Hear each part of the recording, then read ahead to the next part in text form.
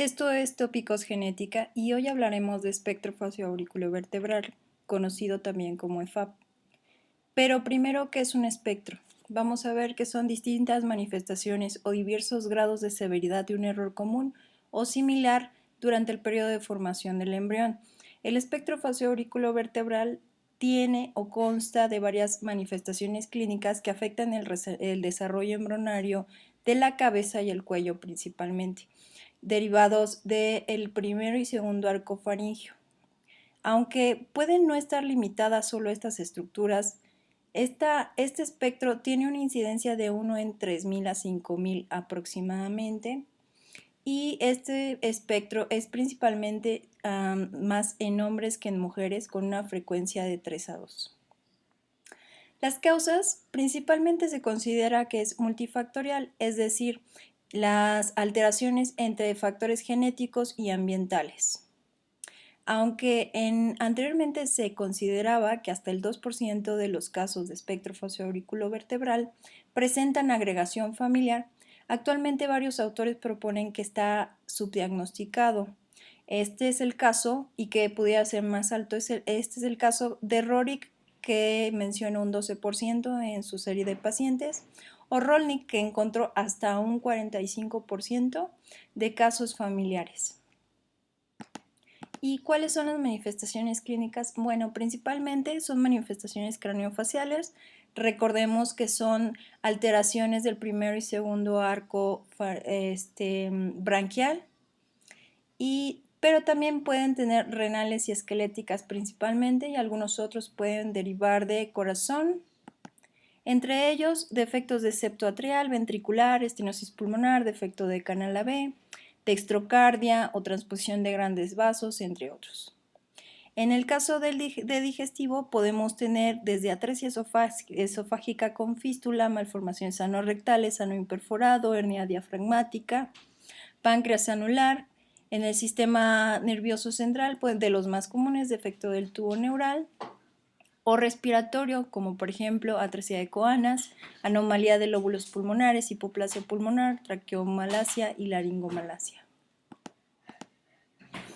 De las principales manifestaciones, que son las craneofaciales, podemos tener que la principal sería la microtia. Esta puede presentarse aislada, y algunos autores la han tomado en cuenta como manifestación menor del espectro, aunque también puede presentar alteraciones en la mandíbula temporal y malar.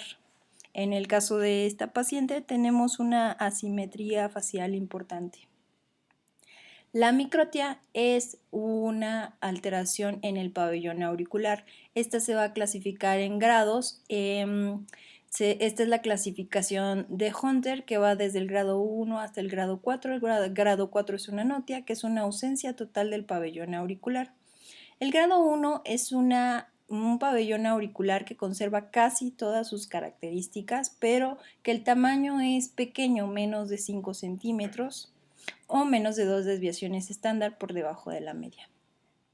El grado 2 consta de tejido residual de cartílago vertical con presencia de algunas estructuras normales del pabellón auricular y con una longitud de 2 desviaciones estándar por debajo de la media. El grado 3 es una masa de tejido irregular sin parecido al pabellón, y la anotia, como habíamos mencionado, es la ausencia del pabellón auricular.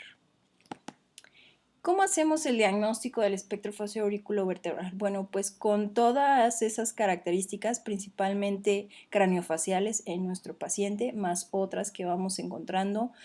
Para esto vamos a utilizar estudios complementarios como el ultrasonido renal, las radiografías, principalmente de columna, que va a ser completa porque los defectos vertebrales son comunes en estos pacientes. También utilizamos estudios audiométricos. Cuando tenemos pacientes mayores de 6 meses, utilizamos audiometría y timpanometría para hacer la valoración audiométrica en ellos. Cuando son menores de 6 meses, a veces por dificultades para realizar la audiometría y timpanometría, podemos utilizar emisiones otoacústicas. También se ha dicho que podemos utilizar la tomografía axial computada de oídos para ver malformaciones de conductos auditivos y de oído interno. También vamos a requerir de valoración y seguimiento por especialistas no solo para dar mayor fidelidad al diagnóstico, sino también para el seguimiento de estos pacientes por parte del servicio de audiología, genetista, otorrinolaringología, foniatría, pediatría y otras muchas especialidades dependiendo de las características que tengan nuestros pacientes. En cuanto a las cosas genéticas, los principales genes involucrados en la morfogénesis facial y que son considerados candidatos para el espectro facioauricular son todos estos. Voy a dejar la tabla con la función de estos genes y el tipo de acción porque el video sería muy largo, pero se los dejo en la misma publicación. También hemos encontrado anomalías cromosómicas reportadas en estos pacientes cuando se presenta como con carácter familiar. Y bueno, esto es todo con respecto al espectro facio-auriculovertebral. Es una cápsula pequeña. Y esto fue Tópicos Genéticos.